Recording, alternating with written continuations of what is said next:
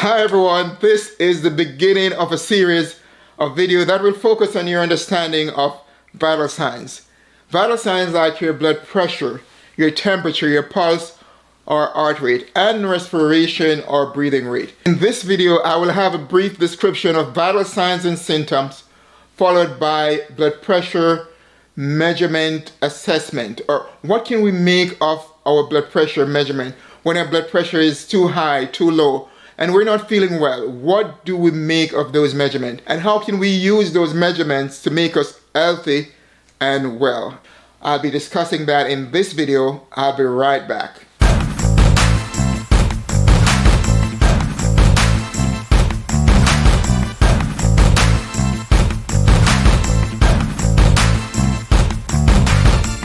Welcome back to my YouTube channel. My name is Dr. D. Terrence Foster. If this is the first time that you're joining me, let me just extend a very special and warm welcome to you. Wherever you are in the world today, it is indeed a pleasure to have you. I want you to know that in this channel, we focus on simplifying medical issues for everyone, particularly those who may have felt left out. This is your channel. Consider subscribing. It is free, and we produce a new video every week. So let's begin. Have you ever noticed when you go to your doctor, your healthcare provider, they're asking you, what is wrong with you? What do you feel? What is happening? And the question some patients often ask is, shouldn't our providers or your medical doctor or myself as a doctor, shouldn't we be telling you what is wrong? Well, guess what? We're asking you, in effect, what are your signs and symptoms? And that is how we as clinicians are able to assess you based on your signs and symptoms. So then the question is, what are signs and symptoms? So what are signs and symptoms? A sign is a manifestation of a disease that your provider or physician perceives. It is the objective evidence of disease, whereas a symptom, on the other hand, is a manifestation of disease as it appears to each patient.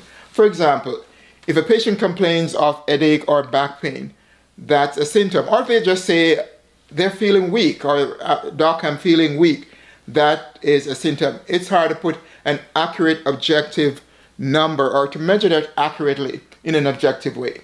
So that is considered a symptom. Now, on the other hand, if someone says, doc, I'm feeling hot, I'm feeling cold, I'm not quite sure what's happening, and I take their temperature and they have a temperature of 101 degrees Fahrenheit, then that's an objective finding that represents a fever. They have a fever which is 101 degrees Fahrenheit, and therefore that's a sign. It's objective, it's measurable, and it indicates that there is something wrong.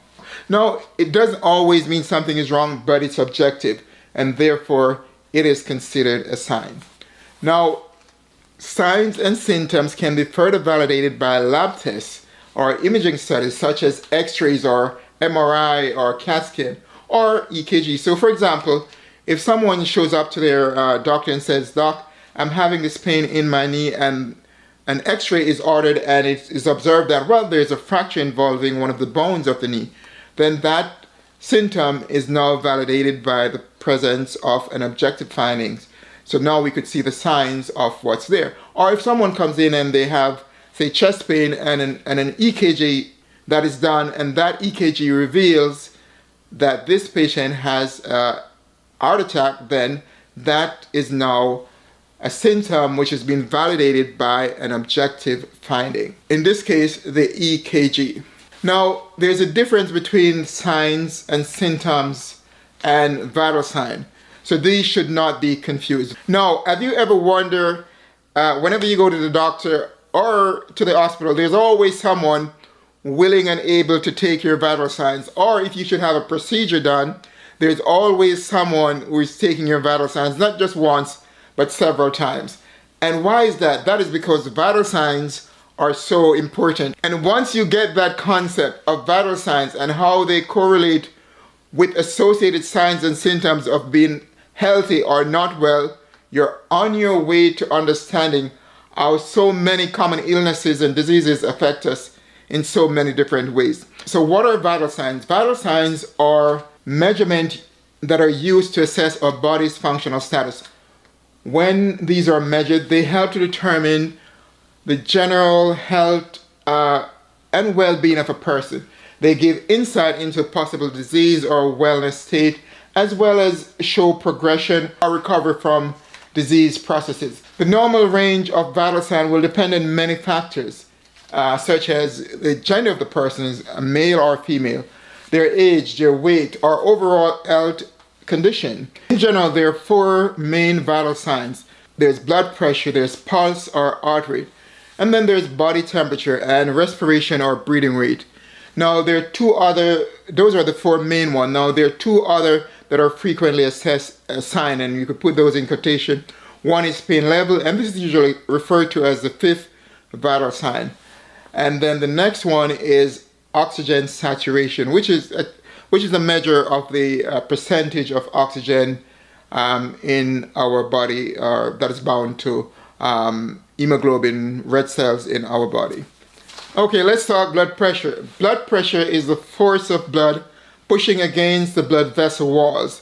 This is essentially the measurement of pressure or force against the wall of the arteries. The measurement of blood pressure is usually shown in 2 numbers, the top number and the bottom number. So for example, if I say to you the blood pressure is 120/70 and the unit is millimeter of mercury, then what that means is that the top number represents what is called the systolic blood pressure, and this measures the pressure in the arteries when the heart beats and pump blood out of its chambers into the arteries of the body. The bottom number on the other end is what we call the diastolic pressure, and this represents the pressure in the arteries when the heart is at rest. It's not beating. Therefore, it is relaxed between beat, and that is your diastolic blood pressure. Now, there was a time when there were so many different definitions in terms of what is hypertension, what is high blood pressure, and now there's a guideline that has been established. There was a time we talk about pre-hypertension, and a time when the normal range was 140/90, but now we're following the guideline established by the American College of Cardiology and the American Heart Association. And these guidelines were established in 2017. And the guidelines are such that a normal blood pressure is 120/80 for a normal adult. You're considered to have an elevated blood pressure if your blood pressure systolic is 120/129 and your diastolic is less than 80. You're considered to have a stage 1 hypertension if your systolic blood pressure is between 130/139, or you have a diastolic pressure between 80/89. You're considered to have a stage 2 hypertension if your systolic blood pressure is at least 140, or your diastolic is at least 90 millimeter of mercury. Now we come to hypertensive crisis. Now, this is considered to be a medical emergency, and this occurs when you have a systolic blood pressure of greater than or 180 on a diastolic over 120. In these cases, a patient will need prompt attention. In a lot of cases, sometimes medication adjustment can be adequate to ameliorate the situation, but if that is not appropriate or will not remedy the situation, then hospitalization is often needed, particularly if there's end organ damage. And what are end organ damage? These are when certain symptoms or signs such as numbness, weakness, change in vision, difficulty speaking. And these that I've just mentioned are usually also signs of possible stroke or the onset of stroke. So those should be addressed immediately. Then also there is chest pain, shortness of breath, severe headache. Those are some of the signs and or symptoms that must be addressed. Now, one thing to bear in mind is that these symptoms could come on slowly or they could come on real quickly. Now, one of the things to do is to monitor yourself if you've been diagnosed with hypertension. You never know when your blood pressure is going to elevate to that of an hypertensive crisis, when you're really at risk for a serious problem or serious thing happening to you. Now, in general, high blood pressure can go untreated for a significant period of time, and then they cause damage to so many organ systems over time.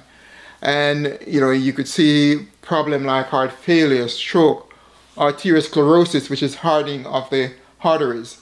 And so many different factors can contribute to that happening. Some of these factors are salt intake. And salt intake here doesn't necessarily mean adding salt to your diet, because there's so many food that we eat out there. And usually the food we eat that have a lot of salt, or some of the food that we love, fast food, chips, cookies, all of these food, a lot of them are loaded with salt, more so than we need.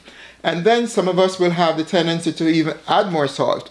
So salt intake is one of those things that can really cause your blood pressure to be elevated. Other things that will cause your blood pressure to elevate is caffeine or increased alcohol consumption. If you have a really full stomach, that can also cause it. Of course, stress, smoking, temperature that is really too cold or too hot can cause your blood pressure to increase. Another thing that can also cause your blood pressure to increase is exercise.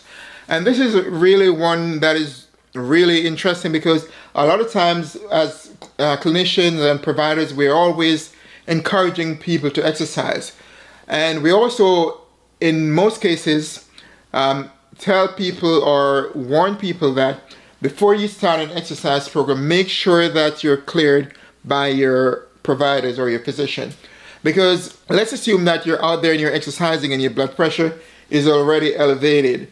Now, exercising will cause your blood pressure to be elevated even more than what it is. And your heart rate is going to also go up. So if you're at borderline where you could be heading into stroke and you're out there and you're exercising, then that elevation of blood pressure could just take you from being at the borderline to you having some serious complication, because you didn't really do the initial assessment of getting yourself checked out, making sure that you're okay to exercise.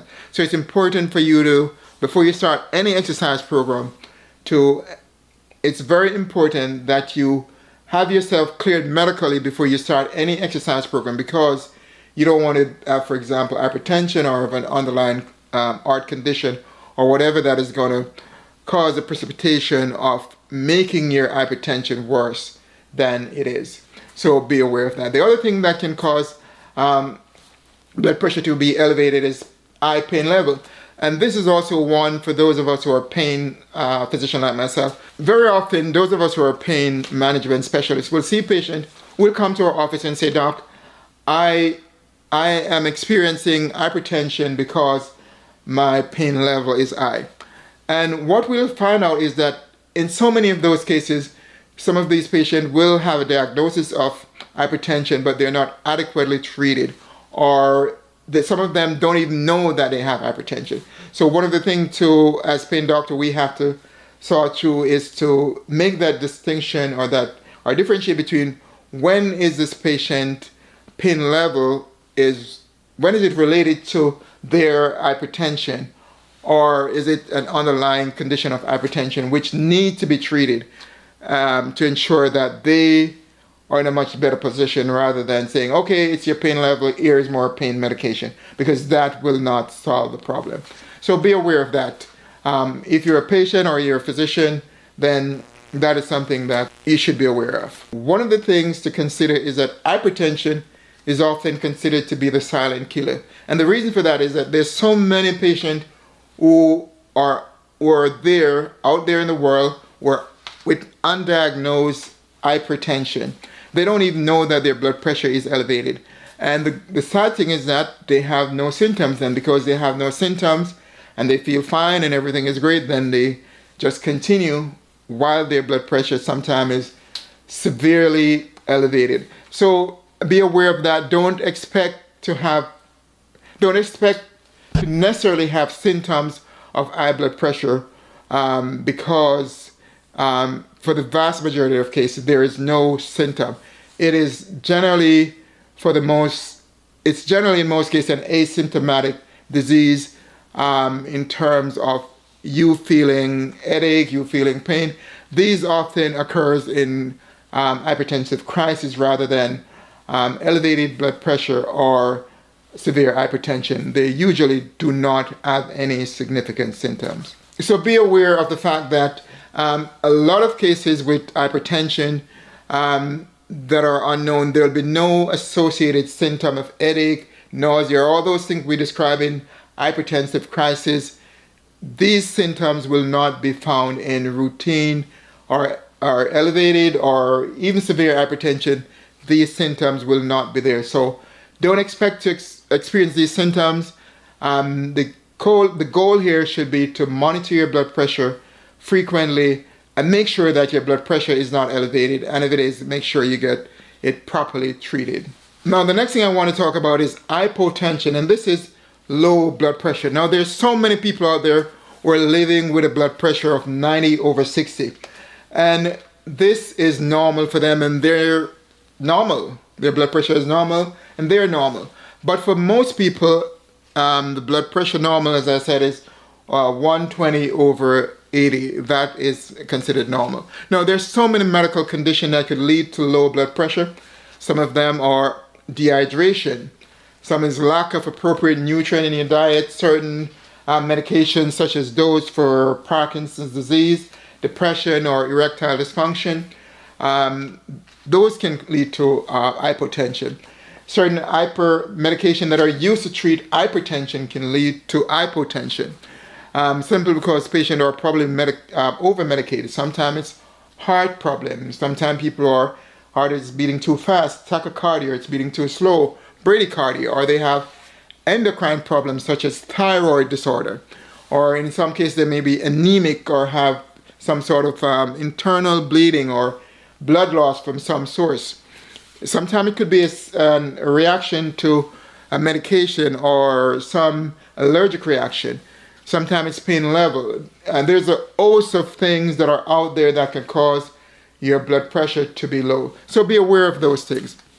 Now, what happens when your blood pressure is low? You may feel fatigue, you may feel dizzy, you may have lightheadedness, you may faint, or your vision may become blurry. So, or you may feel what is called cold or clammy or sweaty.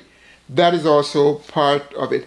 Some of these conditions are actually requires the need of immediate intervention. They become emergency. So if you're feeling any of these symptoms where you're experiencing dizziness, lightheadedness, blurry vision, and you're not sure what's happening, always consult your doctor or call the emergency service. Never be afraid to call them, because a lot of times these conditions can deteriorate very quickly, particularly when you're experiencing dizziness, lightheadedness, and you want to faint and you don't know what's going on. Make sure you reach out to your primary care doctor. If you can't get them, call the emergency room. Some of these conditions can be fixed fairly quickly, but when in doubt, just call your emergency service and make sure that those conditions are addressed. Now, if you call your doctor and you talk to him and everything is good, chances are, you're in a situation where doing certain things will help to alleviate the hypotension. Maybe wearing compression stocking, for example, will help. And you find that, of course, you got to rehydrate yourself by drinking appropriate fluid or liquid.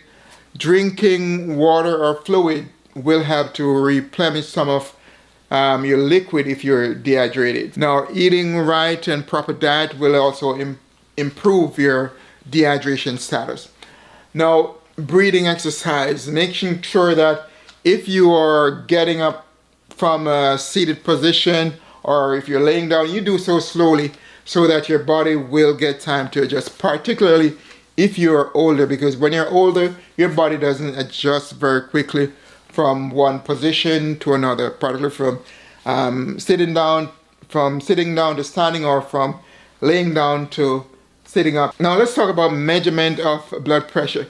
And when we measure blood pressure, we have to be very careful where we're getting these measurements. Very often, some of these measurements will be done by others. We go to the doctor's office, we get our blood pressure measured, and that's okay. But be aware of going to some of these stores and supermarket to get your blood pressure, because usually they're not that accurate. Another thing to bear in mind when you're measuring blood pressure, particularly if you're going to measure it yourself or you have someone coming to your home, there's certain restriction when it comes to taking your blood pressure, particularly if you've had an arm where you've had a mastectomy and that side, or you have some sort of IV access, or an AV fistula like that is used in dialysis, then that sidearm is not the preferred side to do your blood pressure. So be aware of that. You want to do it on the other side. Now, in measuring your blood pressure, other things to bear in mind is that you got to use the appropriate size cuff has to be used, and because otherwise the result you get will be inaccurate. Now, in measuring these blood pressure, some of it could be done manually, which usually requires someone who has some experience to do this. Or you could do it by yourself using an electronic blood pressure monitor. And that you just put the cuff on and just press a button, and it's very simple. There blood pressure monitors like these, they're really easy to use, and you could just put them on, attach them to your wrist, and it comes like this. You just press a button and you just hold it there, and then it will give you a reading, and then that's it. By the way, when you're doing this, you should be sitting comfortable, relaxing in a chair or somewhere, and you definitely should not be doing a YouTube video, because it's very it's very stressful to do this YouTube video and try to get your blood pressure at the same time. But I'm doing this all for you guys. So the blood pressure in this is 119/73. Says my pulse is 104. I guess it's a lot of stress to do it, but at least my blood pressure is good. So that means I'm going to be able to make a lot of good videos. So make sure you hit the subscribe. Make sure you hit the subscribe button, because I'm working real hard, even with blood pressure at this. So that's good. But make sure you have these, because they can be very helpful and really be of good value. So it's a good device to use, and it's also very convenient. But there's several blood pressure devices that are out there in the market. Most of them will take your blood pressure. They'll also take your pulse, and you could find them very relatively inexpensive. So make sure you get one. Everyone should have one of these monitors at home. But the key factor is making sure that they're working and you also understand how to use them. So make sure that of course you have a monitor that you could use, and be aware of what the reading is and how to interpret it, because that's going to make a difference in terms of how you manage your blood pressure and the sort of care that you could get from your doctor by being aware and being engaged in your care just by knowing what is going on with you and what your blood pressure is all about. One of the things that you're going to be looking at when you're using these devices is that all of them will have certain protocol in terms of cleaning, in terms of maintaining them. Make sure you follow the instruction from the manufacturer, as these will lead to safer and better use of these equipment and also reduce the spread of infection. There's certain cleaning protocols that are associated with different equipment, even within the same type of equipment. Even the same type of equipment may have a different ways of cleaning them from different manufacturers. So just make sure you check those out and make sure that you follow the recommended usage as well as the protocol of cleaning and maintaining these equipment. That is very important. Even if you're using some of these equipment or vital signs measuring device, make sure that you're following those guidelines as is appropriate at home. But in the next video we'll be talking about pulse or heart rate. I encourage you to share this video with your friends and family and anyone, and let me know what you're thinking, what you'd like to see us talk about. This is a series, it's the beginning of the series. I also ask you to consider subscribing to this channel if you haven't done so as yet. And when you do, please hit the notification bell, because that way we'll be able to notify you each time that we release a new video. And as always, remember, let each of us strive to keep a healthy mind and body. Thank you so much for watching.